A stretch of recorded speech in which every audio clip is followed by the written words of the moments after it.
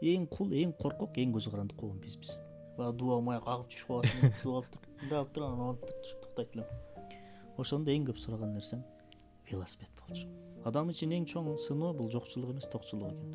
2000-жылдан 2025-жылга чейинки аралыкта жаштардын арасындагы суицидтин көрсөткүчү 726%га өскөн. Мактануу каражатын сатып алды, өтө кымбатка сатып алды. Намаздары кетти, орозолору кетти, убактысы кетти, ден соолугу кетип атпайбы? Мен миллионермин. Мен миллионер дагы мончолук ысырап кылбай жөнөкөй жупуну той кылдым. Эми сен менин алдымда айлыкка иштеп аткан, менин колумдун алдында 100 киши иштесе, ошо 100 кишинин бирөөсүң. Эми сен кылган тоюңду кара. Ислам дини ушундай бир дин. Системаны, бузукулук системаны талкалаган бир дин. Бир дары болсоң чук ичип алсаң, Аллах Таала ыраазы болуп калат, же сен илимдүү болуп каласың деген сыяктуу нерсеге каалап калдык да. Керемет күтүп калдык. Керемет күтүп калдык, оңой болсун деп. Жок. Көпчүлүк адам ушул менин сөзүмдү тастыктайт. Чөнтөгүңдө азыр мисалы $1000 бар да. Макул 1000 сом бар. Ошо 1000 сомдун 100 сомун берип салгын. Депрессия сенден кетет. Түнкү саат канча болуп калды? Түнкү саат 2-ден өттү. Биз кофе ичип атсак таң калбаңыздар дейм, эмнти көрсөтүп коеюн. Орозо очурунда дагы ичип отурат деп.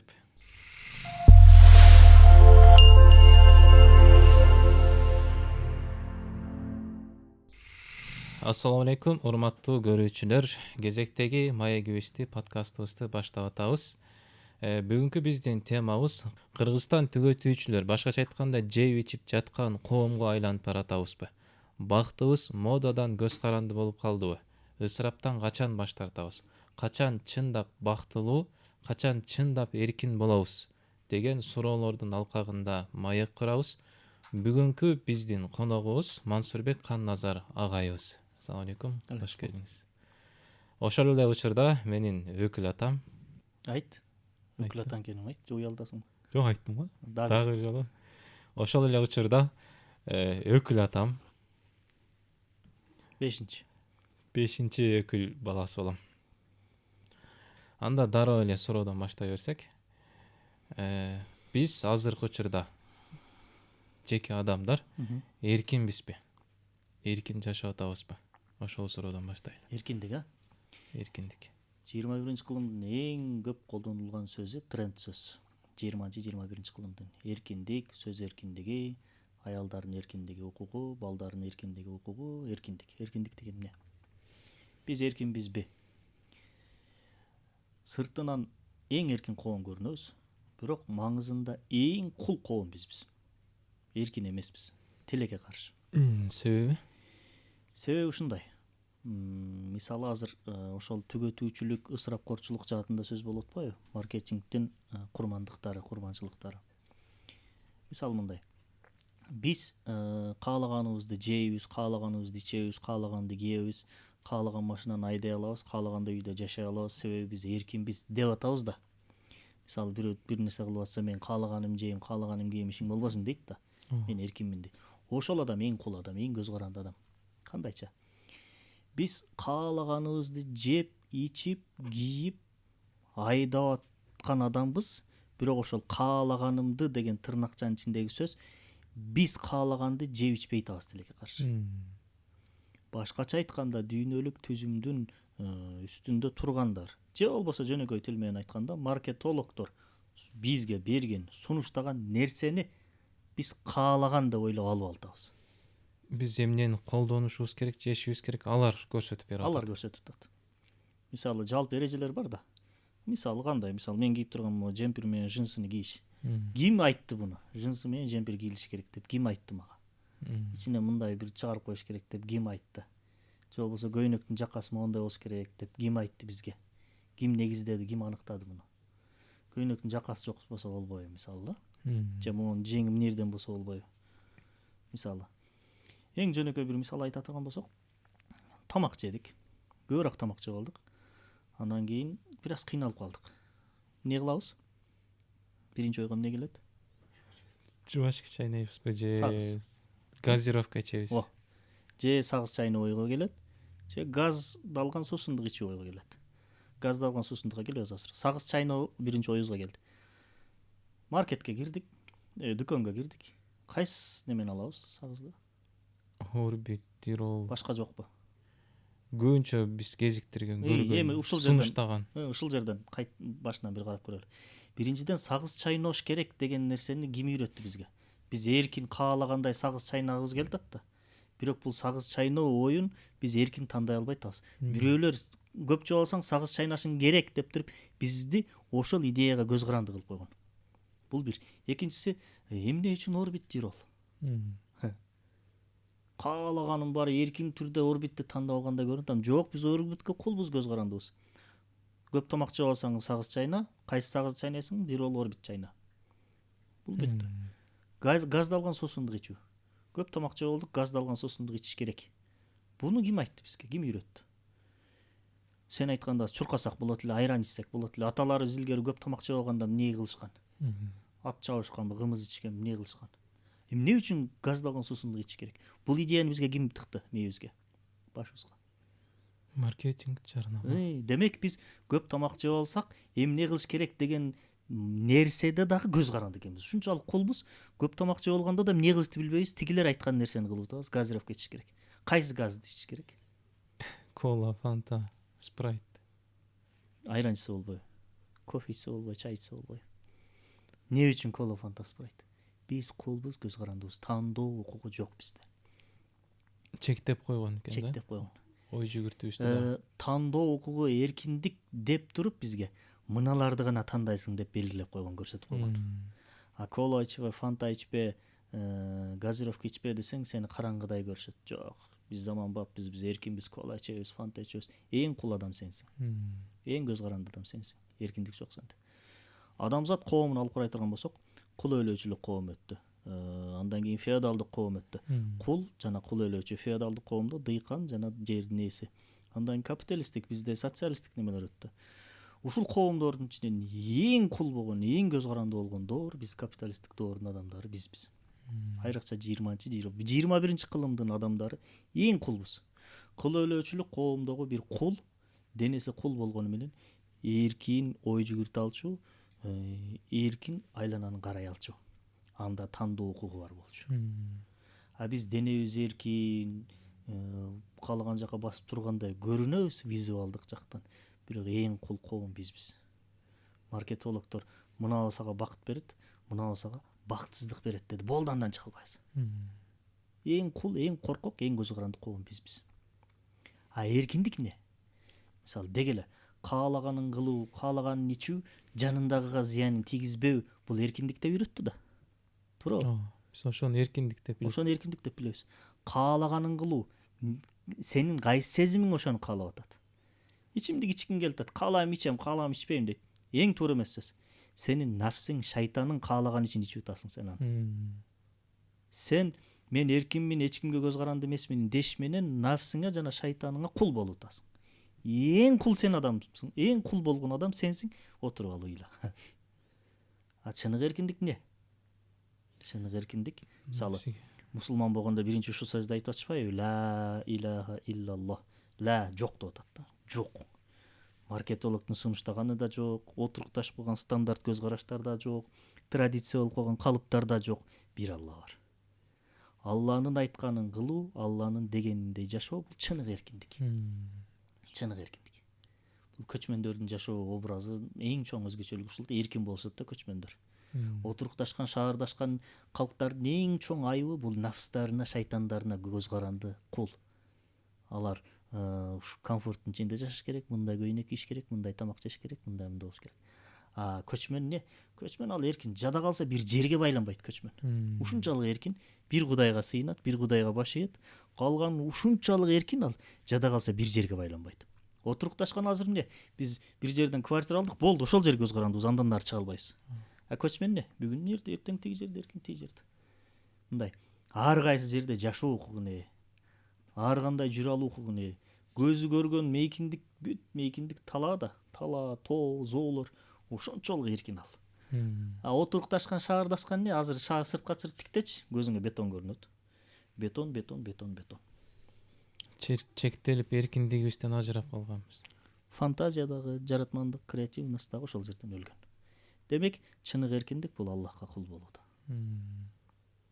Бүткүл дүйнө каршы чыкса дагы, бүткүл нерсе бул туура эмес десе дагы, Аллах ыраазы болгон, Аллах кабыл алган бир ишпи болду кыла бересиң. Пайгамбарыбыздын дагы эң чоң өзгөчөлүктөрүнүн касиеттеринин бирөөсү ушул болуп атпайбы? 7 кылым руханият адамзат үчүн жат өөн кишидей болуп калган бир доор. Аялдардын укугу тепселенген, кыз төрөлүп калса уялып барып топуракка көмүп салган, ар ким өзү кудай жасап алган, бирөө көңүлүнө жакпай калса башын ыргыта чапкан, ошондой бир көз караш калыптанып калган бир доорго келди дагы пайгамбар саллаллаху алейхи вассалам эмне кылды? Жалпы бир маркетингдик пропаганда бар эле да, ошонун баарына пайгамбар саллаллаху алейхи вассалам каршы чыкты да, бүт баарын жок кылды. Ошол жерден анан душман ашырды. Ислам динин жактырбагандар бар. Ошолор ислам дининен эң чоң жактырбагандардын бирөөсү бул эркиндик. Ислам дини эркиндик тартуулап салат. Ошол нерсе тигилерге жакпайт. Ошон үчүн каршы чыкты. Ошо жалпы система таңуулаган нерседен эркин болгон үчүн мусулмандарды дүйнөлүк коомчулук жаман көрөт экен. Анда дагы керектөө коомчулугу, анан түгөтүү коомчулугу деген бар экен да. Булар эмне, анан булардын айырмачылыгы кандай? Негизи жалпы керектөөчү деп эле которуп коюшкан да. Орусчада потребитель дейт, потребитель, керектөөчү. Бул негизи туура эмес котормо. Өндүрүлгөн бир товар болсун же бир тейлөө кызмат болсун, анын бир керектөөчүсү болот, экинчи түгөтүүчүсү болот. Мисалы, биздин жашообуз үчүн зарыл болгон нерселердин бүт баарысына биз керектөөчүбүз.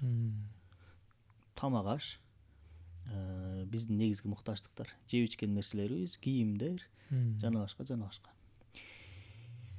Тамак аштар бар, кээде түгөтүүчүбүз биз. Мисалы, эмне? Макарон. Макарон беле, макаронс беле? Макаронсу. Жанагы Таттуу. Өтө таттуу. Ал эми бир айда бир балким болоттур. Аялыбызга, апабызга алып, кыздарыбызга алып берип койсок. Бир айда бир баягы Шүгүр үчүн. Бирок ар 2 күндүн биринде эле макаронс жей берүү бул түгөтүүчүлүк. Сен макаронстун түгөтүүчүсүсүң.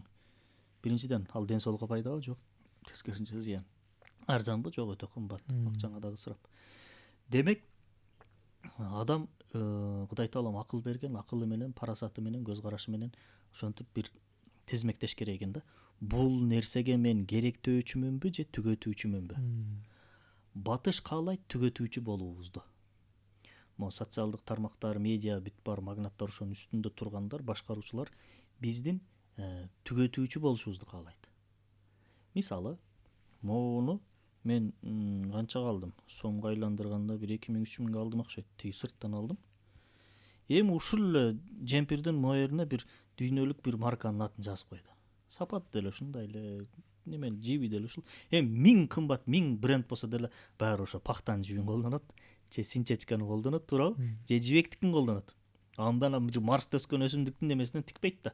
Ошол эле пакта, ошол эле немелер. Болгону тигиш бир аз жакшыраак болушу мүмкүн. Ошол эле машинкада тигилет, ошол эле адам тигет. Болгону эмнеге бир бренд марка жазып коет. Мен ушуну 2000-ге 3000 сомго алдым, мисалы. Мен 4000-ге алдым. Мына бир неме жазып койгон болсо, марка, ушул 40.000-ге чыгат. Мен муктажмын мага. Мага керек бул. 3000 сомго алып, мен керектөөчүмүн буга. Бирок мына бир бренд жазып коюп туруп, бир марканы жазып коюп туруп, мага сунду эле. Мен аны алып кийип атам, эмне болуп атат? 10 эсеге чыгып атам, 40.000-ге. Батыш үчүн бир эле жемпирди өндүрүп мага 4000-ге саткан пайдалуубу, же бир эле жемпирди өндүрүп туруп 40.000-ге саткан пайдалуубу? Албетте 40.000-ге саткан пайдалар. Чыгымы экөөнүкү бирдей эле. Бирок 40.000-ге саткан пайдалуу. Эмне үчүн? Мен бул жерде жемпир сатып алган жокмун. Мен ал жерде мактанууну, авторитетти, кандайдыр бир деңгээлде бир өзүнчө бир статусту сатып алдым. Бирок 1000 статус сатып ал, 1000 бренд сатып ал, баары бир башкаларды таң калтыра албайсың азыркы коомдо. Таң калтырыш өтө кымбат, өтө кыйын болуп калды. Акылың менен, билимиң, илимиң менен эле таң калтырбасаң, азыркы күндө акчаң менен, материалдык баалуулук менен таң калтыра албайсың.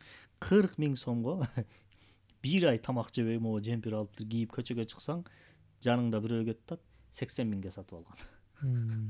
Анын мүмкүнчүлүгү бар, мисалы. Сыяктуу. Демек, түгөтүүчүлүк менен керектөөчүлүктүн айырмасы ушундай. Керектөөчү зарыл муктаждыктар, ал эми түгөтүүчүлүк, бренд деген аттын алдында болсун же болбосо бизди керек зарыл эмес нерсени зарыл сыяктуу таңуулап көрсөтүп коюу. коюп мурун ошол сиз айтып өттүңүз көчмөндөр заманында андан кийин деле балким барга шүгүр деген түшүнүк күчтүү болгон экен да. Азырчы ошол замандан дагы кедей болуп кеттикпи? Көбүнчө шүгүрсүздүк чыгып аткандай сезилет да азыр адамдарда. Азыр өтө кедейбиз. Эң кедей, эң мукураган бир коом болдук. Кандайча кедей? Руханий жактан, жан дүйнө кедейлиги. Мисалы, алыска барбайлы, мына 20-30 жыл мурунку эле үй бүлөлүк жашоону алып карайлы. Менин кичинекей кезим. Мен кичинекей кезимде эң чоң максаттарым, мүдөлөрүм бирөөсү велосипедтүү болуш. Дайыма кечинде уктап атканда Куран окуп уктамай адатым бар болчу. Аятал курсун окуйт элем дагы, жатып алып туруп мынтип жатасың да капталың менен. Аятал курсун окуп туруп, мындай кылып туруп дуа кылбайт элем. Мындай кылып алып дуа кылат элем. Баягы дуа маяк агып түшүп калат, дуа кылып туруп, мындай кылып туруп анан алып туктайт элем. Ошондо эң көп сураган нерсем велосипед болчу. Велосипед деп туруп 11-класста биттим. Жетпедим. Студент болдум, жетпедим. Иштедим, жетпедим. Дагы эле велосипедим жок менин. Дагы эле жете элекмин. Кээде карап, велосипед тебип кетип аткандарды карап туруп, велосипед алып койсомбу деп коем да, баягы эми балалык немени. Азыр эми алсам ала алам велосипед. Азыркы күндөгү мисалы менин балдарым же деги эле азыркы ошо кичинекей балдарды карасаң, велосипедке жетиш оңой эле болуп калды. Мен дуа кылып, максат кылып, атүгүл иштеп, баягы талааларда картошканы казып кеткенден калдыктарын терип алып барып сатып, ошентип анан мектептерде, лицейде окуп жүргөндө, Борко деген лицейде окугам айылыбызда. Жана столовой ашканадан булочка, анан кофе сатып алып ичип жечү элек. Менде эң чоң мүдө велосипедке жетүү жана ага жетүү өтө кыйын бир процесстерден өтчү. Азыр атасын ата велосипед алып берсе дароо алып берип коет. Эми мен велосипедке көбүрөөк шүгүр кыламбы? Мээнет кылып 2-3 жыл күтүп жеткен адам. Же бир сөз менен атасына велосипед алдырып алган азыркы күндүн баласы көбүрөөк шүгүр кылабы? Мурунку учурда албетте көбүрөөк шүгүр кылат, кыялданып, максат кылып араң жеткен нерсеге. Канчалык кыйналып жетсең, ошончолук баалуулугу өсүп атпайбы сенин назарыңда? Азыркы күндө бир айтты алып берип койду. Эртең ал курбусунан дагы бир жакшыраак велосипедти көрсө, ал велосипед ага бактылуулук эмес, тескерисинче бактсыздык берет. Башкача айтканда, азыркы күндө биз жокчулуктун айынан эмес, токчулуктун айынан бузулуп баратабыз. 80-90 жылдарда ажырашуунун көрсөткүчү азыркы күнгө караганда бир төп эле аз болчу. Азыр ар бир 5-чи адам ажырашып атат, 5-чи үй бүлө ажырашып атат. Эмне үчүн? Характерлерибиз төп келишпей калды. Эмне үчүн? Бүт баары бар. Адам үчүн эң чоң сыноо бул жокчулук эмес, токчулук экен. 2000-жылдан 2025 жылга чейинки аралыкта жаштардын арасындагы суицидтин көрсөткүчү 726%га өскөн.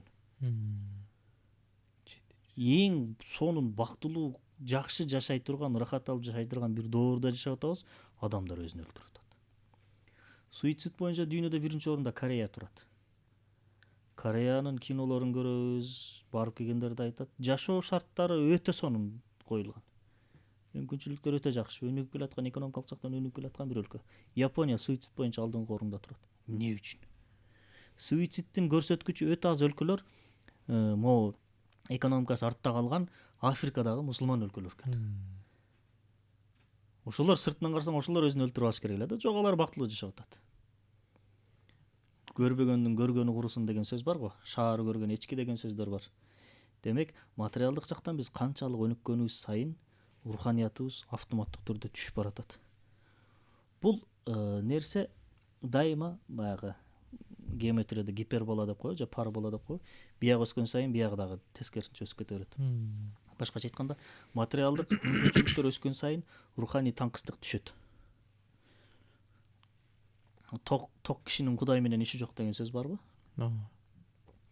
Ошол сыяктуу эле адам канчалык материалдык жактан өнүгүп, өсүп, неме кылган сайын Кудайга жалбаруу, Кудайга жалынуу деген муктаждыкты сезбей калат.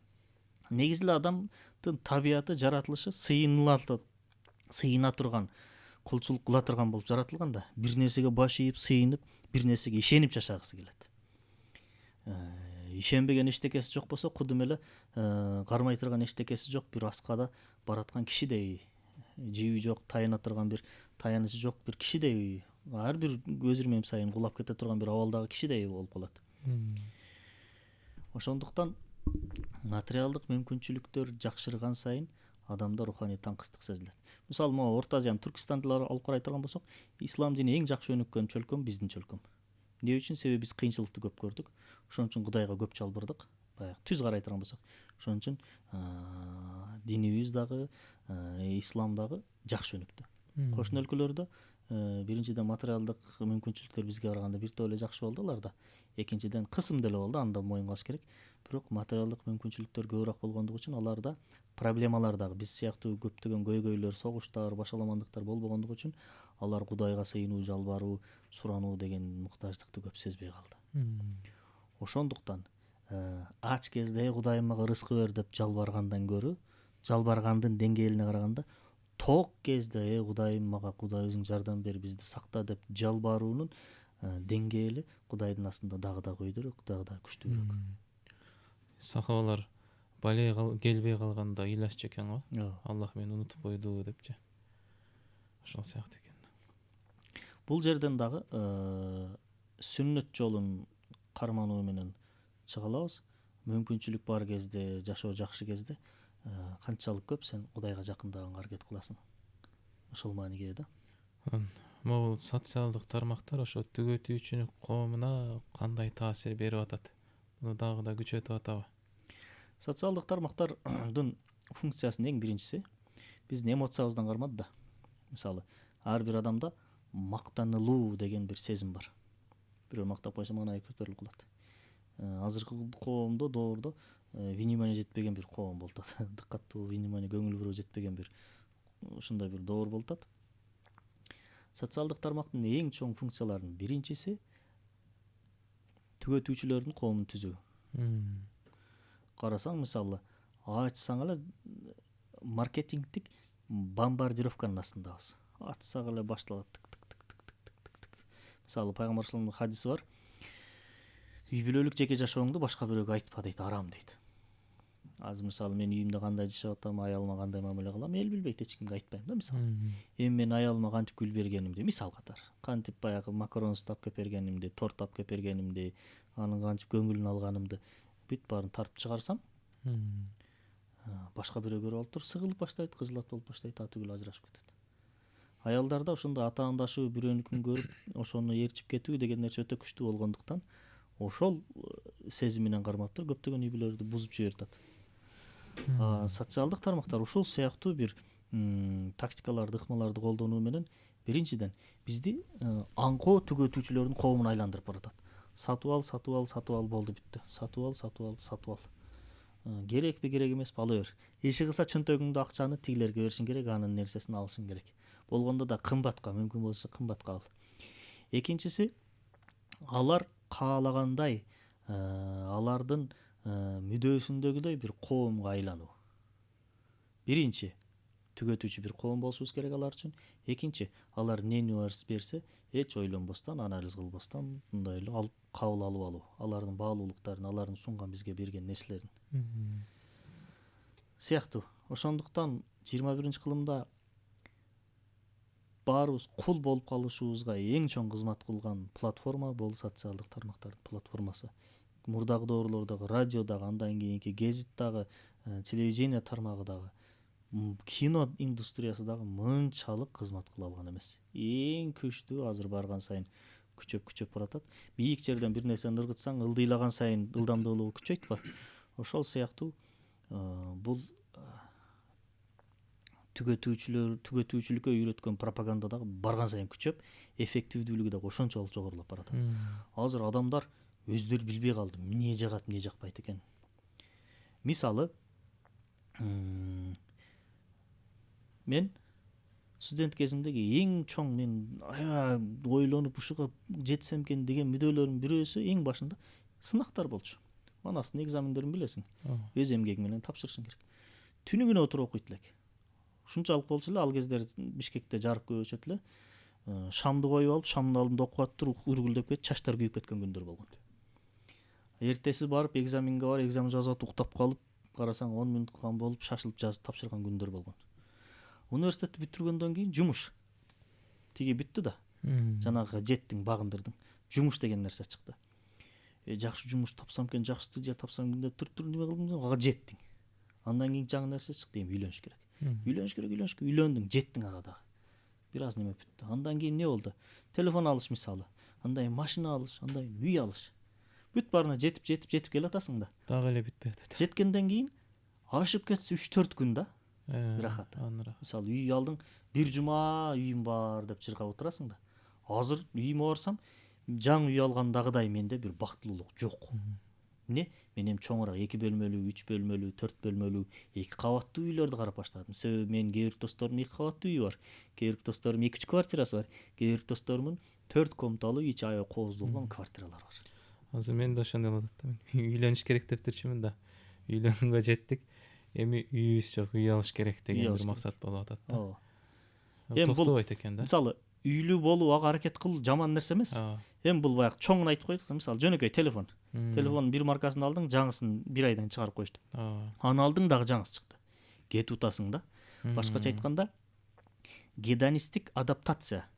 Гедонизм бир баягы гедонизм идеологиясы, философиясы бар. Бул рахат алуу философиясы.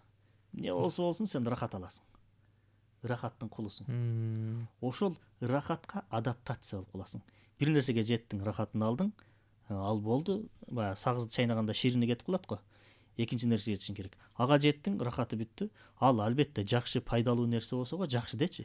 Илим алдың, билим алдың, магистр болдуң, доктор болдуң, профессор болдуң, академик болдуң. Болсо гана эми биздики мындай чирип кете турган, жок болуп кете турган түгөтүүчүлүк багытындагы бир нерселер болуп атат да. Телефон, бренд көйнөк, Вьетнамга барып эс алып келүү. Анан кийин дагы эмне ошол нерселер болуп атат. Аялдарыбыз эмне болуп атат? Чүпүрөк, сапырак, анан кийин бетке шыбамай нерселер. Эркектер эмне болуп атат?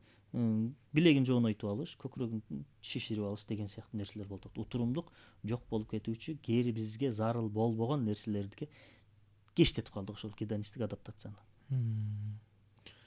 Жаңылануу ошол себептен адат болуп баратат, көз каранды болуп баратат экен да. Ооба. Ошол нерсе көз каранды болуп калдык. Биз азыр бизге эчтеке рахат бербей калды. Ушунчалык бир каприз, эрке, ушунчалык тентек, ушунчалык бир баш бербеген, ушунчалык бир мындай жинди бир коом болдук. Эчтеке рахат бербей калды, тоба калдым. Мисалы өзүмөн деле байкайм да. Таң калбай да калдык эч нерседен. Пандемия маалында отуруп калбадыкпы? Биринчи жолу сыртка чыкканда, сыртка чыгып, баягы мен чай жакшы көрөм го. Чайды ичкенде чайдын рахаты ушунчалык болгон. Көчөдө жөн эле басып кеттим, абадан терең-терең дем алып. Жумага барганда, саждага кеткенде көзүмөн жаш акканын билбей калгам. Жума деген кандай рахат экенин сездик да ошондо. Достор менен отуруп сүйлөшүп чай ичкенде тим эле отурасың да. Тууган уруктарга барсаң, тим эле мындай жыргайсың. Азыр мисалы жумага барсаң, качан бүтөт экен, бүткүчө уйку сурап отурасың. Мусулмандарда да бир даража жакшыраак экен да. Азыр ороз айы деген бар го. Азыр ороз айында турабыз. Баарыңыздардын орозоңуздар кабыл болсун. 12 айда бир орозо кармап, ошонун баалуулуктарын, жөнөкөй нерсенин баалуулуктарын сезген бир мүмкүнчүлүгүбүз бар экен да. Жөнөкөй суудан дагы рахат алуу деген. Ушул жарнама, маркетингдин негизги максаты мындай жасалма муктаждыкты жаратуу деп айтат да. Бул боюнча сиздин пикириңиз кандай? Ооба. Жарнама, маркетинг деген мисалы өзүм менин кесибим ошол рекламалык роликтер тартабыз мисалы. Көбүнчө социалдык багыттагы роликтер тартабыз. Булардын максаты сенин чөнтөгүңдөгү акчаны эптеп алыш. Өзүнүн сага керекпи, керек эмеспи чыгса, өзүнүн бир товарын сага сатыш. Жок жерден эле сага зарыл деп туруп, бул учурда керек деп таңуулап сатыш кенде. Ооба. Жасалма муктаждык пайда кылуу, жана ал муктаждыкка сенин муктаждыктын ичине сени киргизүү. Жана ошонун негизинде сен аябай эмгек кылып, мээнет кылып, ден соолугуңду берип тапкан акчаңды алып коюу. Жасалма муктаждык. Ал жасалма муктаждыкты эмне аркылуу берет сага? Сенин сезимдериңди кармоо аркылуу. Сен ага жетсең, биринчиден мактанасың. Статус. авторитет. Орто окулумдарда ананас Европада жок болгон. Ананас бар.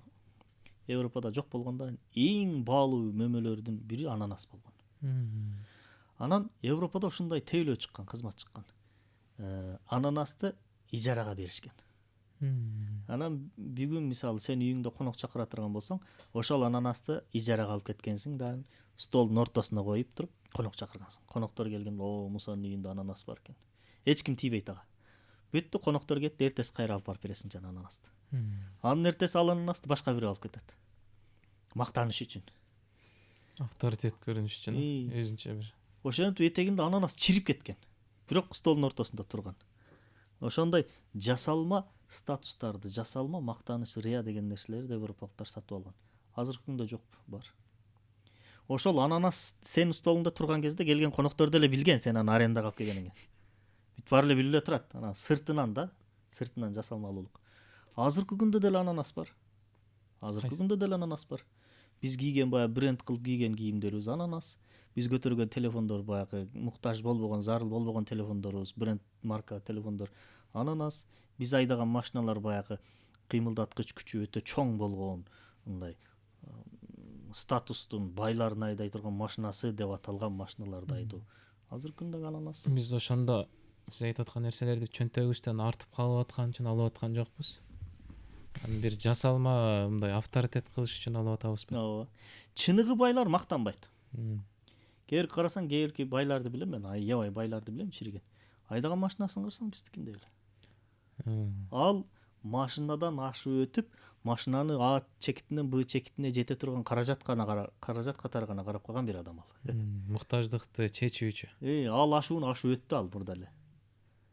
Көпчүлүк эмне болуп атат? Машинаны жеткизүүчү каражат эмес, статус катары колдонуп. Статус катары. Бирок кээде болот, мисалы чоң ишкерлердин арасында айдаган машинасы өтө кымбат болбосо, башкалар аны менен иштешкиси келбейт.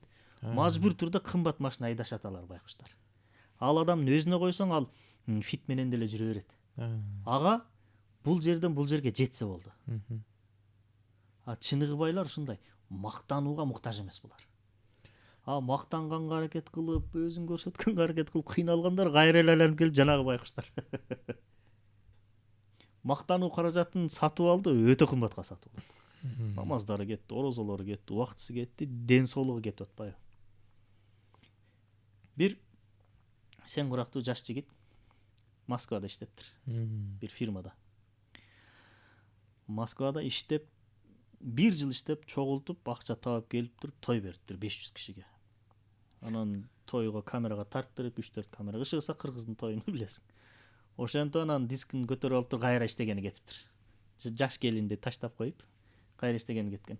Анан фирманын жетекчисине, шефине, миллионер киши экен, оруска көрсөттү. Мына көрдүңүзбү менин тоюм деп мактанып атат. Жана карап туруп, ушу сенин тоюңбу дептир. Тиги миллионер. Ооба десе, мен сага өзүм тоюм көрсөтөйүн дептир миллионер. Койсо дейт. Бир 7-8 киши келген, фуршет эле болуп атат дейт. Болду бүттү дейт. Мен миллионермин. Мен миллионер дагы мончолук ысырап кылбай, жөнөкөй жупуну той кылдым. Сен менин алдымда айлыкка иштеп аткан, менин колумдун алдында 100 киши иштесе, ошо 100 кишинин бирөөсүң.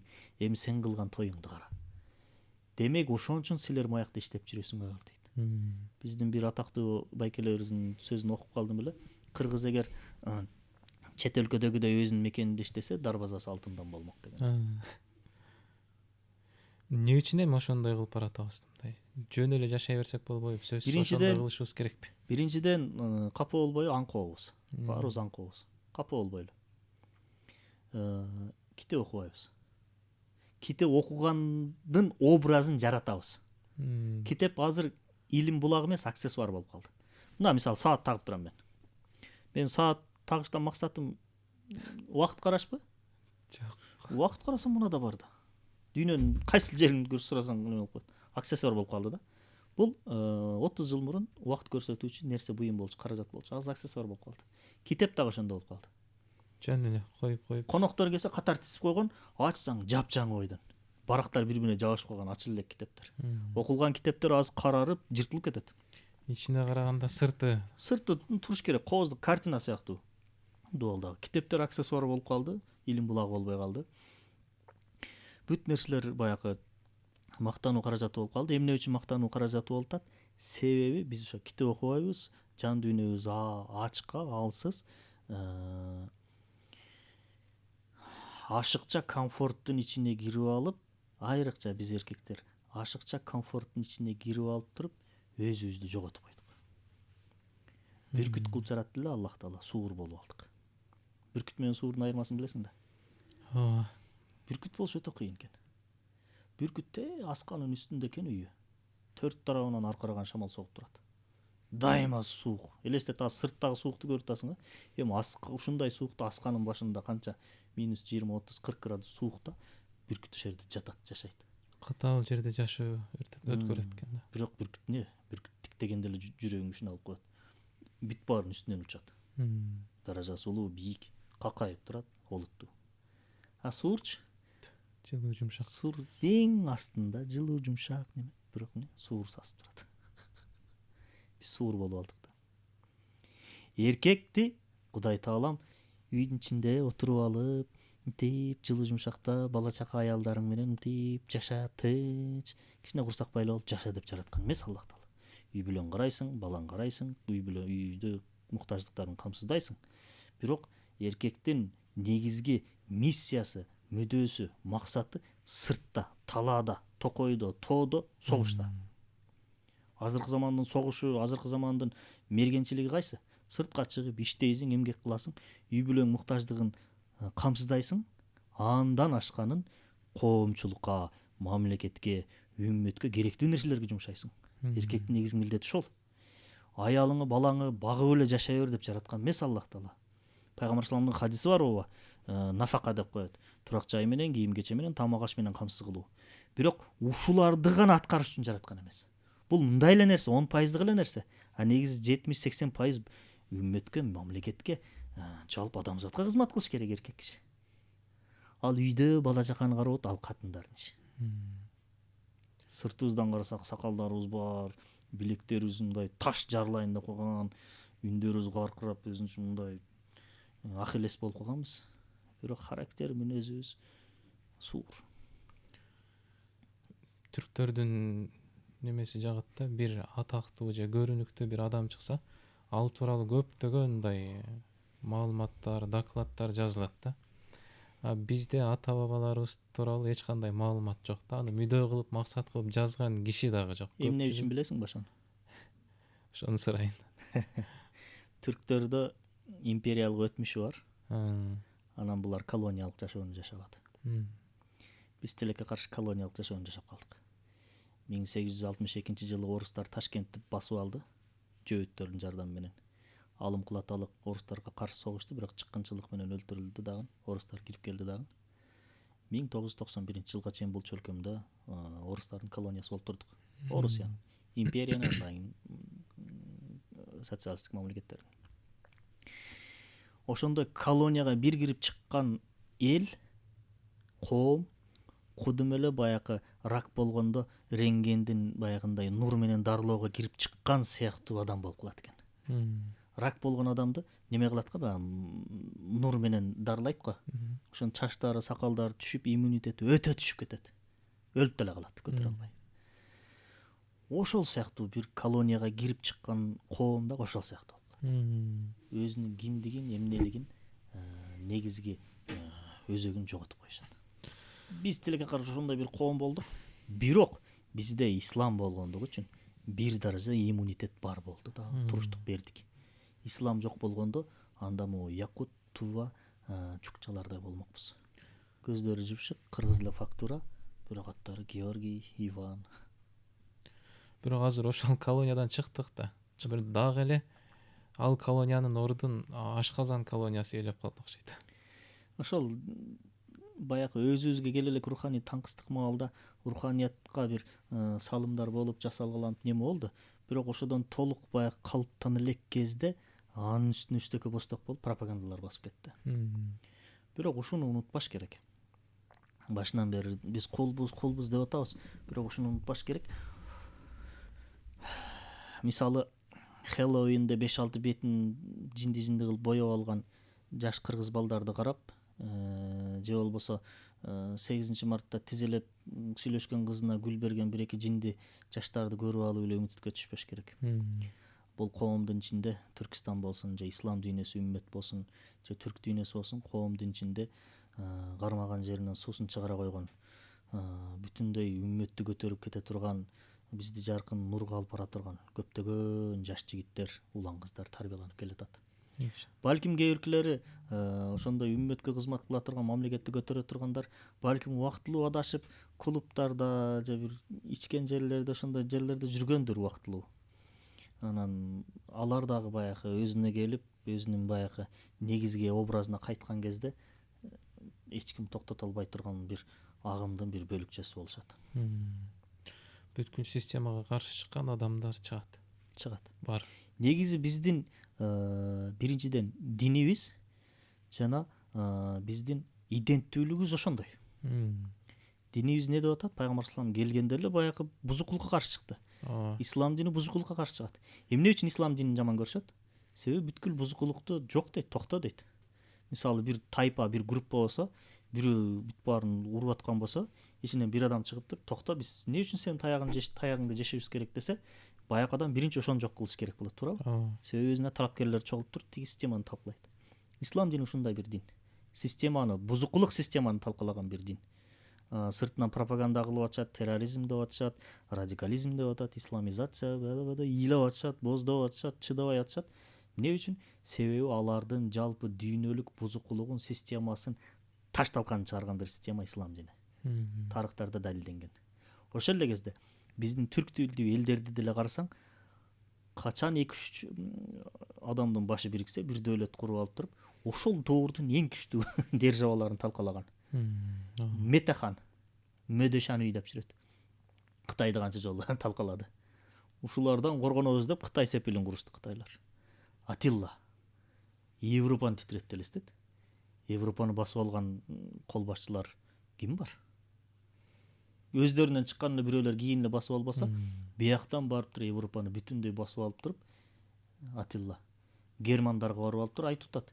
Ким мынау десе, Иса биздин кудайыбыз десе, жанына менин сүрөтүмдү тартып койгула, силердин жан кудайыңар менмин деп атат. Аллах разы болсун. Биздин генибизде бар, ДНКбызда бул. Бузукулукка, адилетсиздикке каршы чыгуу генибизде бар. Ал ген кийин ислам дини келгенден ал ген ого өштөр модернизацияланды. Рестайлинг болду. Экөө бирикти болду. Мындан бияка келечек биздики. Себеби пайгамбар салламдын хадиси бар. Ушул менен неме кылайын, сурооңузду жоопту бүтүрөйүн. Пайгамбар саллаллаху алейхи вассаламдын хадиси бар. Константинополь фатых болот, аны фатыхкан кол башчы армия кандай бактылуу деди да. Дегенден сурашат. Эки Константинополь, эки Рум бар дейт. Башкача айтканда, Константинополдун дагы бир аты. Дегенде биринчи могу Стамбул, Константинополь, Рум фатых болот. Андан кийинки чоң Рум, башкача айтканда, бүтүндөй Европа фатых болот дейт. Дагы бир неме бар. Хадис бар. Менин атым угулбаган эч бир үй калбайт дейт. Чатыры темирден, самандан, кирпичтен болгон эч бир үй калбайт. Менин атым ла илаха иллаллах кирбеген эч бир үй калбайт дейт. Же сый менен киришет дейт, же ый менен киришет дейт. Пайгамбарыбыздын сөзүнө ишенебизби, ишенебиз? Аллах разы болсун. Анда темабызга кайта турган болсок, азыр адамдар өзүнүн ким экенин нерселер аркылуу баалап баштады, көрсөтө баштадыбы? Иденттүүлүгү ошол эмнелерден көз каранды болуп калды деген суроо. Формализм идеологиясы да. Мисалы, бир профессор мээсин ачсаң, энциклопедиялар чыгат, сенин жашооңду жеңилдете турган өтө көптөгөн багыт, илим, билим баары бар мээсинде. Сыртын карасаң, ачкычан, жупуну кийинген, жөнөкөй. Жанында бирөө турат, инфлюенсер, блогер. 1 миллион катталуучусу бар. Кийими эң кымбат кийимдер, сыртын жасап алган, азыр акчаң болсо каалаган бетти жасап алсаң болот. Кыз болобу, эркек болобу. Машинасы кымбат, акчасы бар, катталуучусу өтө көп. Бир сөз чыгарып койсо бүт бар о деп колдоп жатып калат. Коомчулук кимди көп сыйлайт, кимди көп кадырлайт? ошол инфлюенсерди, акчасы барды.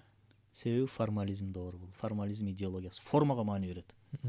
Адамдын мүнөзүнө, адамгерчилигине, илимине, билимине эмес, анын кийимине, чирип кете турган темирине, кирпичине, катталуучусуна маани берет. Бул тилекке каршы 20-21 кылымдын бизге таңуулаган, сунуштаган бир баалуулук сыяктуу эсептелген бир туура эмес идеологиясы. Адамдар тилекке каршы ошол жакка карап маани берип калды. Мисалы кара, Алтай Берибаев деген биздин профессор, математик, өтө күчтүү математик агабыз Нью-Йорктон, эми мен математик эмесмин, бирок математиканын өтө бир татаал бир чечилишинин бир формуласын ойлоп таап сунуштаптыр. Математика жаатындагы өтө чоң бир ачылышты кылыптыр Алтай Берибаев. Кыргызстанга келди. Ким укту? Эч ким уккан жок. Бир мушкерибиз бирөөнү бир комолото чаап келдилер эмне? Үй квартира бердик. Дагы бир балбан кызыбыз бирөөнү көтөрүп чаап келди, үй квартира бердик. Баарыбыз кол чаап жатып калдык. Макул алар эмгеги мээнети менен жетип атат. Аларга биз кызганычыбыз жок. Бирок коом жактан алып караганда эмне үчүн Алтай Берибаевга деле тигилерге бергендей бир баалуулуктарды берип койбойбуз да? Белектерди. Чын эле ошол эмне үчүн ошол байлык, формализм алдыңкы сапка чыгып калды, маанилүү болуп калды? Себеби айланып келип эле бизде баягы жан дүйнө кризиси, материалдык нерсе өнүккөн сайын руханият алсырап атат, барган сайын эркелеп баратабыз. Акыр замандын фитналары, феминизмдин өсүп өнүгүшү, комфортизмдин өсүп өнүгүшү. Бир мисал айтайын, Алькатрас деген түрмө бар да, аралда. Алькатрас, Америкада. Качыш керек болсо океанды сүзүү аркылуу качып өтүшөт. Алькатрас түрмөсүндө эң шарты катаал түрмө. Бирок ошол жерде комфорт бар экен. Не? Ысык суулар бар экен. Душта дагы, кол жууган бүт жерде ысык суу бар экен. Эмне үчүн ошондой эң катаал кылмышкерлерди камаган түрмөгө ысык суу берип койгон? Себеби качам деген мүдөөнү койгон адам күндө ысык душка түшө берсе, денени ысыкка, комфортко, жылуулукка көнүп баштады. Анан качыш үчүн мээни тоңдурган жана муздак суудан сүзүп өтүш керек да. Аякка жакындаганда эле суунун муздактыгынан коркуп, жана ошентип жүрө берет. Биз дагы ошондойбуз азыр. Жанагы суукка, катаалга, мындай түйшүк, мүшкүл, оор нерселерге чыккандан коркуп калдык. Кылыбыз келбейт, жалкоо. Ошол жерде мокоп кеттик дагы, анан барган сайын утурундук, жанга жакын нерселер менен алек болуп калдык. Негизи мусулман эркек эмне болуш керек? Мусулман эркектин мүдөөсү мекенин артынан жүрүп өлүш болуш керек эле негизи. Биздин эмебиз ошол. Халид бин Валид разияллаху анху өлүм төшөгүндө жатат экен. Денесинде дейт бир таза жери жок. Бүт кылычтан алган жараттар. Өлүп атып турган ыйлаптыр. Ыйласа сураштыр: "Эй Халид, эмне сен өлүмдөн коркутасыңбы?" дептир. Десе Халид айтат: "Жок" дейт. "Мен өмүрүмдө ушунча согушка кирдим, ушунча согуштум. Эмне үчүн душмандын кылычынан өлбөй төшөктө жатып өлүп атам" дейт. Анан кийин айткан экен: "Тур ордуңан, чык эшикке. Кылычты бири-бирине ургула" дейт экен. Анан кийин бири-бирине кылычты шаракат урганда ошону тыңшап жатып өлгөн экен. Биз негизи ошондой адам болушубуз керек эле. Не болдук? Жумшак отургуч, ал ысык, мыягы дагы ысык. Рульду кармасаң, руль дагы ысык. Азыр жаңы машиналарды карасаң, рульдан бери ысыйт. Ал болду, майып, ал инвалид, мүмкүнчүлүгү чектелген адам. Аны ал жерден алып чыгып, сен мекенге кызмат кыл, мына баалуулук неме? Ал үчүн мындай руханият жат кишиде болуп калган. Ошол адам менен Куран түшүнөбү, Курандын акыйкатын түшүнөбү? Окугусу келбейт, үйрөнгүсү келбей. Ошон үчүн багымдат маалда таңга маал туруп даарат алып намаз оку деп парз болгондун бир себеби ушул. Ислам дини сени комфорттон чыгарып турат. Бир күндө 5 маал Кудайга сыйынышың керек. Бир жылда 1 ай ачка жүрүшүң керек. Бизди мындай айбан болуп кетпей, адам кылып кармап турган. Ооба. Акчаң көбөйүп кетти, беришиң керек. Аялдарга эмне? Аялдар күйөөң экинчи катын алса чыдап баш ийишиң керек. Бүт комфортторду талкалайт да. Эмне үчүн? Өзүбүз үчүн эле. Эгер ал нерселерди алып салса, нафс, шайтан ушундай неме? бизди кул кылып башкарылат. Бул сөздөр бирөөгө жагабы жакпайбы, бирок акыйкат. Ооба. Ошолордон эле мынан кредит маселеси келип чыгат да. Кредитке баткан, бирок сыртынан идеалдуу деп көрүнгөн бир коом болуп калдыкпы? Бул кредит деле мындай неме экен да, патология экен. Кредитке бир көнүп алган адам чыгышы кыйын экен. Кудум жанагындай кумар сыяктуу эле. Мен бирөөнү билем, өзүн кармай албайт да, улам кредит алып ала берет, муктаж болбосо деле. Анан кредитне барсаң эле тарс бере салып атпайбы? Рекламалар келет го, алып кой депчи, жеңил деп. Ооба, буюм алып коесуң, муздаткыч, меш немелерди. Анан аны төлөп бүткүчөң тигиниң бузулат. Дагы жаңы алыш керек. Бул ушундай бир өзүнчө бир өтө куулук менен курулган система да. Кредит менен жашаган коомдун акыбалы кандай болот десе, кошуна Казакстанды карап көрүш керек. Мусулман өлкөлөрүнүн арасынан суицид эң көп өнүккөн өлкө Казакстан, тилекке каршы. Эркектердин арасында.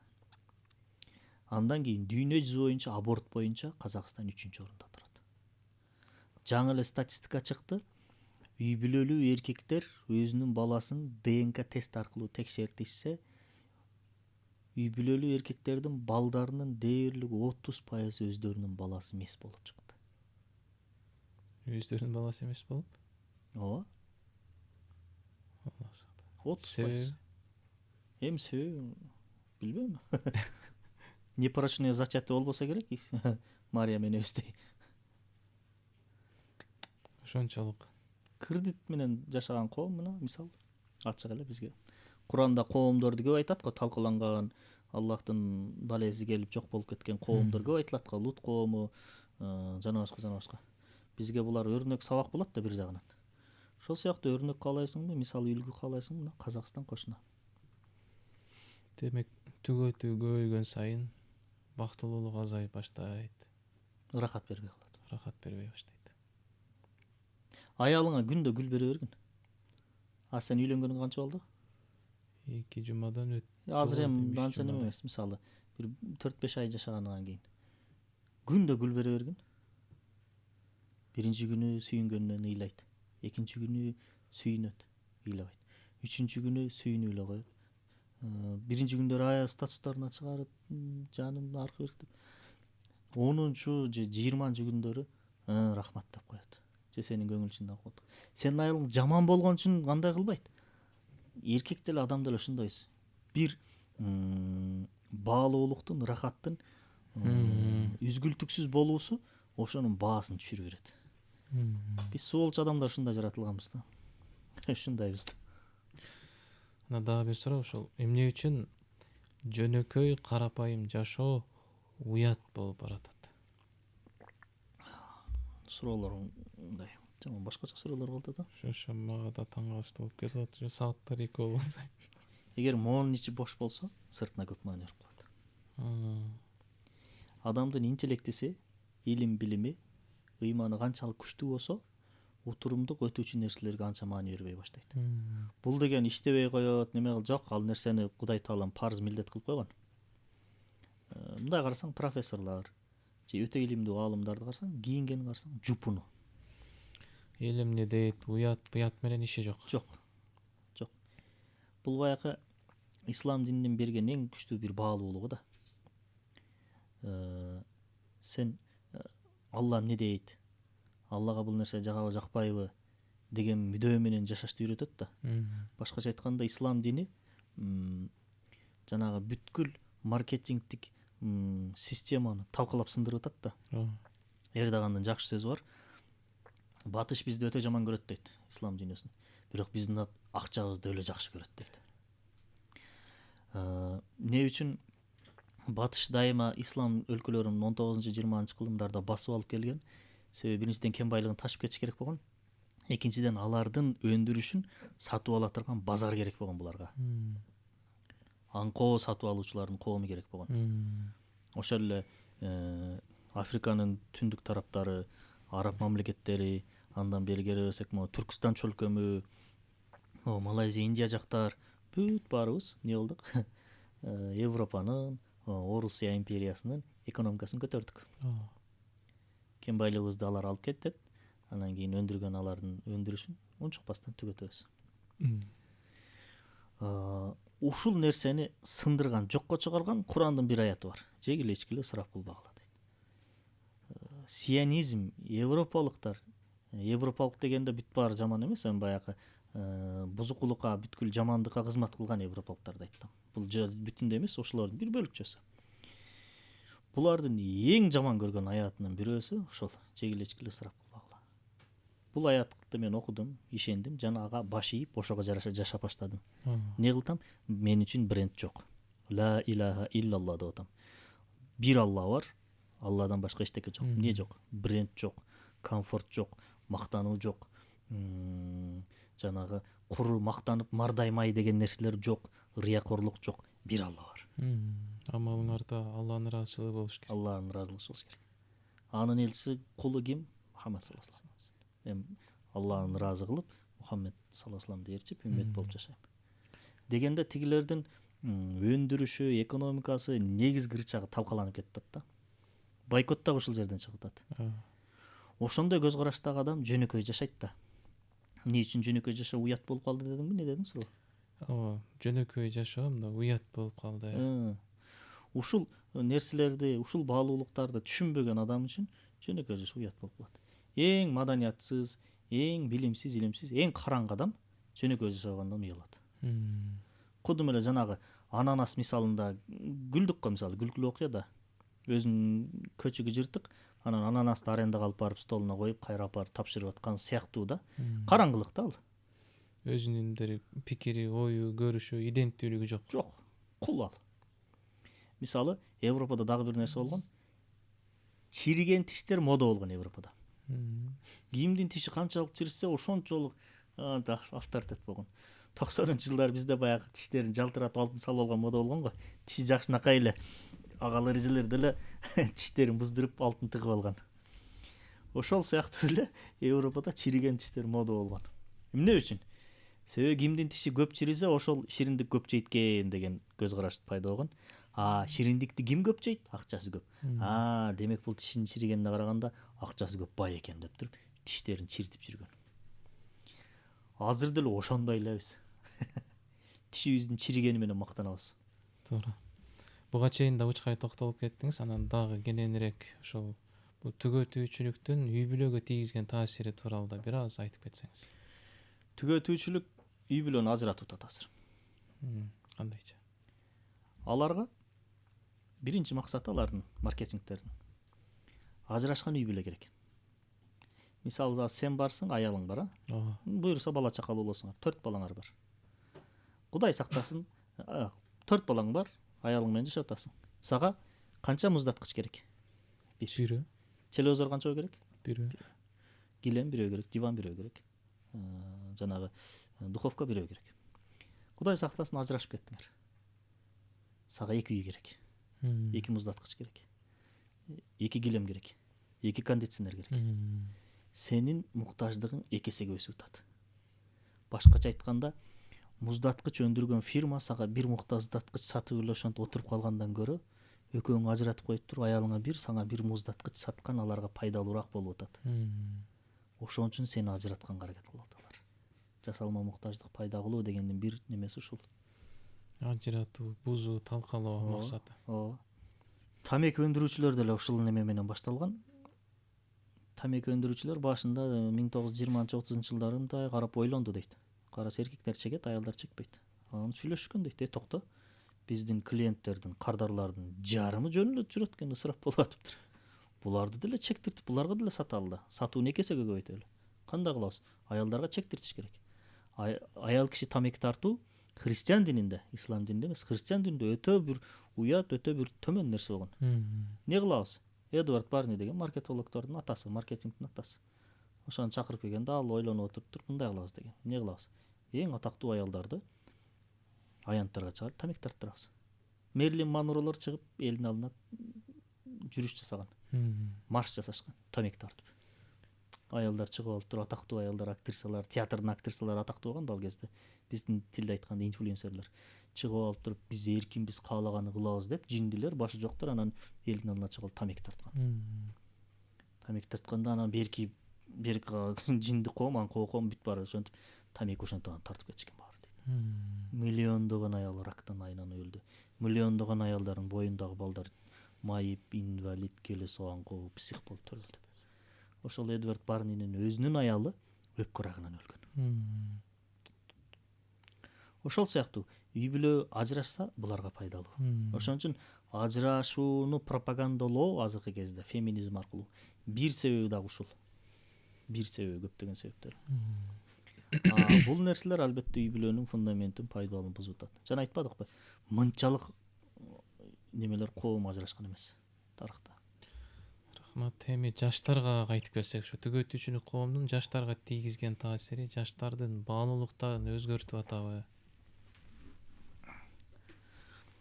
Жаштардын баалуулуктарын өзгөртүп атат, бирок эми аны айтпаса деле түшүнүктүү. Баалуулуктарды өзгөртүп атат, көз караштарды, жашоо стандарттарын өзгөртүп атат. Бирок ушуну унутпай кетиш керек да. Көпчүлүк Z мууну, анан кийин булар тигиндей мындай деп бир ушундай неме болуп атат. Ооба, жаштардын арасында интеллект аябай түшүп кетти азыр. Жаратмандык аябай түшүп кетти тилекке каршы. Бирок жаштардын арасында башында калпагы бар, жүзүндө нуру бар, башында жоолугу бар, оозунда келмеси бар, жүрөгүндө мүдөсү бар, эл жер үчүн, мекен үчүн деген кызмат кылам деген максаты бар, бир жаштардын тайпасы бар. Булар анча-мынча нерсеге багынбайт, сынбайт. Куткаруучулар ушулар. Иншалла. Тигилер ушулар талкалаганга аракет кылтат. Бирок Аллахтын жардамы менен булар оозундагы келмеси, башындагы жоолугу жана жүзүндөгү нурунун себепчилиги менен тигилердин азгырылбайт. Куткаруучулар ушулар. Адам негизи тойбойт экен да. Адамдын мындай алкымы качан тоет? Жетиштүү делген деңгээли барбы?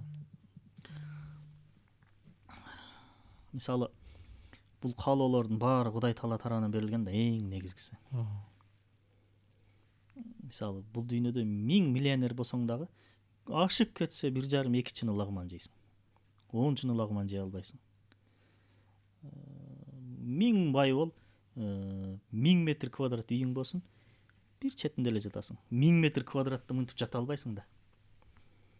1000 бай бол, 1000 күчтүү бол, ашып кетсе 4 катын аласың. Аны эч ким ала албайт. 1000ден 10 миңден 1. Мисал катары айттым да, эркектердин эң жактырган нерселер. 1000 бай бар, 1000 миллионер бар, 1000 кымбат машина ал, өзүң эле айдай аласың. Бир мезгилде 5 машина айдай албайсың да.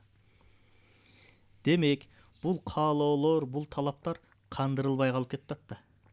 Демек, бир жер бар, ал каалоолор кандырылат, ал каалоолор аткарылат, ал талаптар ишке ашат.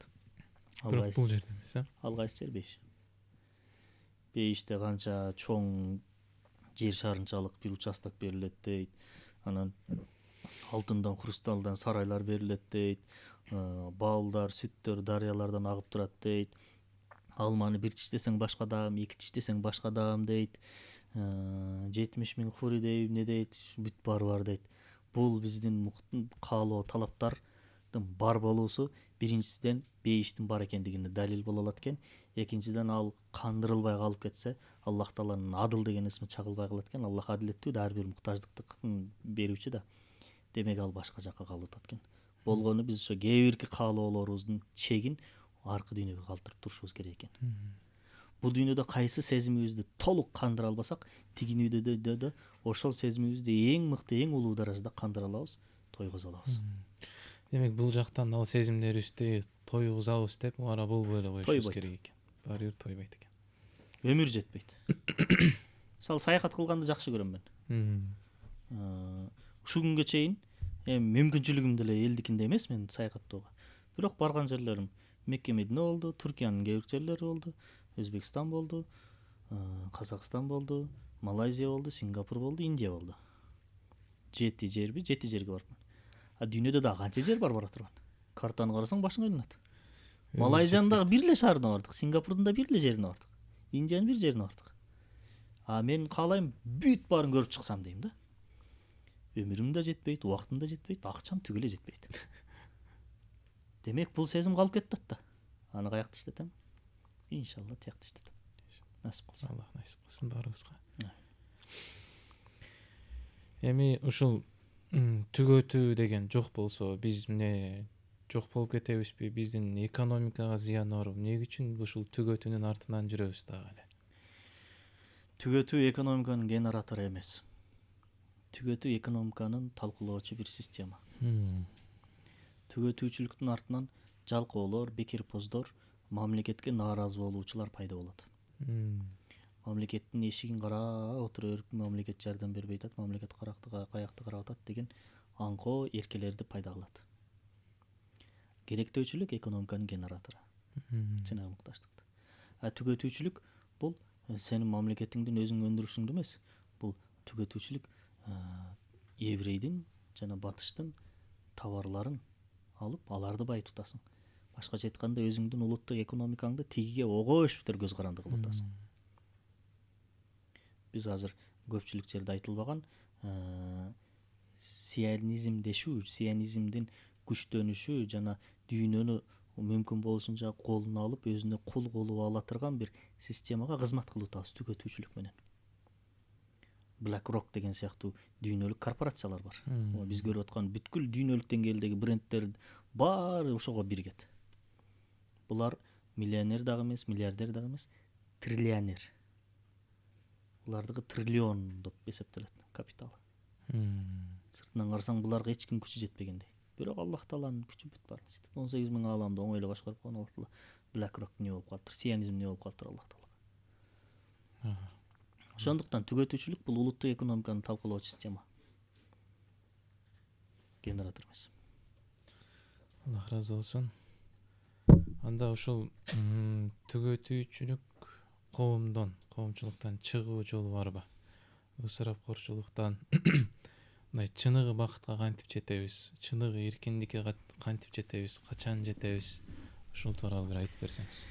Эми ошол нерселерди брендин дагы алып көрүп атабыз, бүт баарын алып жеп көрүп атабыз, колдонуп көрүп атабыз, кийип көрүп атабыз, дагы деле бактылуу болбой атабыз да. Азыр дүйнөсү боюнча антидепрессант болгон талап канча 150% өсүп кетти деп ошондой дейт. Барган сайын түрдүү психологиялык оорулар чыгып атат. Демек бул нерселер бизди бактылуу кылбайт экен. Бизди чыныгы бактылуу кылган рухубуздун азыгы. Ал кайра эле айланып келип окуу, ибадат кылуу, Аллах Тааланы ыраазы кылууга аракет кылуу жана Аллах Таалага болгон махабат сүйүү. Ошол нерселер болсо, анан биз бакытка жетебиз. Бирок муну кантип кылабыз дегенде, албетте эмгек. Мээнет кылышыбыз керек, эмгек кылыш керек. Азыркы күндө биз адамдар ушунчалык болуп калдык, жада калса исламий илимдерди, Аллах Тааланын ыраазылыгын кылууну деле бир оңой бир жолун издеп калдык да. Бир дары болсо чук ичип алсаң Аллах Таала ыраазы болуп калат же сен илимдүү болуп каласың деген сыяктуу нерсеге каалап калдык да. Керемет күтүп калдык. Керемет күтүп калдык, мындай оңой болсун деп. Жок. Баалуулук канчалык жогорулаган сайын ага жетүүнүн машакаты да ошончолук күчтүү болот. Жана анын берекеси да ошончолук күчтүү болот. Сен оңой жеткен нерсени оңой чыгарасың колдон. Кыйналып, шашпай жеткен нерсени жай чыгарасың. Бул эмне дегендик? Албетте күнүмдүк илим бизге тартуулоочу, жан дүйнөбүздүн азыгы болгон китептерибизди токтотпой улантабыз. Китеп окуйт десе эле бир каяктагы эле бир нерсени окуй бербей, Аллах Тааланы таныткан, пайгамбарды таныткан пайдалуу китептерди. Чоң аалымдардын китептерин дагы көбүрөөк. Экинчиси, ар бир адам бир жумада бир барып тура турган өзүнчө бир мусулмандардан куралган бир тайпа, бир жер болуш керек. Бир устаз болуш керек ар бир адамдын өзүн карманган. Туура устазы. Ошол эле кезде өзүбүздөгү бар нерселерди башкага берип турушубуз керек. Ал илим болобу, билим болобу, күч менен кызмат кылуу болобу, же акчалай каражат болобу.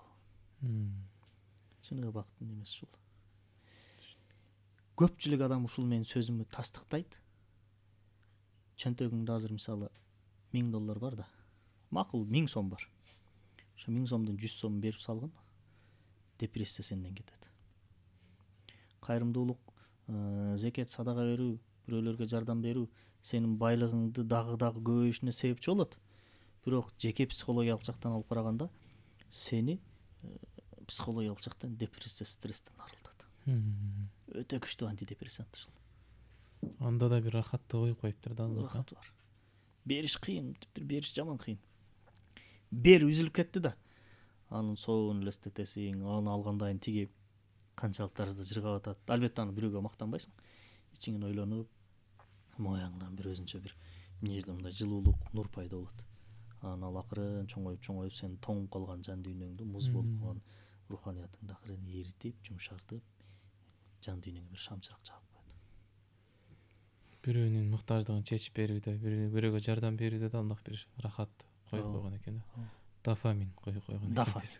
Дофамин. Аллах разы болсун. Келип ушунча маек куруп бергениңизге. Алла разы болсун. Түнкү саат канча болуп калды? Түнкү саат 2-ден өттү. Биз кофе ичип атсак таң калбаңыздар дейм, мынтип көрсөтүп коеюн. Орозо очурунда дагы ичип отурат деп.